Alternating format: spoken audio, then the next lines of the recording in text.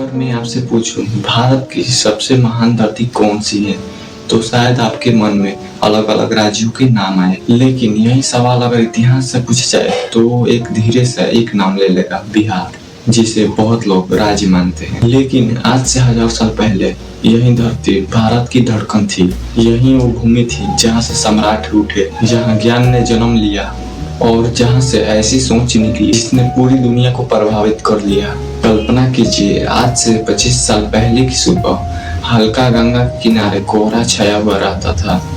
दूर खेतों में किसान काम किया करते थे, जंगलों से पक्षियों की आवाज आ रही थी और राजाओं के घोड़े की टापी सुनाई दे रही थी। और इसी धरती पर एक राज्य उभर रहा था जिसका नाम था मगध। उस समय किसी को अंदाजा नहीं था कि यही मगध एक दिन भारत का सबसे शक्तिशाली साम्राज्य बनेगा।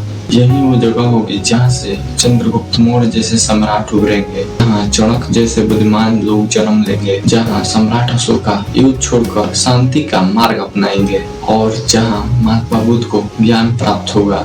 लेकिन एक सवाल जो हर लोगों के मन में होती है, आखिर धरती का नाम बिहार कैसे पड़ा? क्या यह नाम किसी राजा ने दिया है, या कोई युद्ध का याद है, या फिर इसके पीछे एक छुपी है एक ऐसी कहानी जो किसी को पता ही नहीं है? इसे शायद बहुत कम लोग जानते होंगे। इस सवाल का जवाब हमें समय के बहुत पीछे ले जाता है। उस दौर में जब इस भूमि पर सैकड़ों बिहार थे, ऐसा स्थान था जहाँ बौद्ध भिक्षु रहते, पढ़ते, ध्यान करते और ज्ञान को बांटते। समय के साथ साथ बिहार शब्द लोगों की बोली में बदलता गया और धीरे धीरे वही बिहार बन गया। यानी इस राज्य की पहचान किसी युद्ध से नहीं बल्कि ज्ञान से बनी है।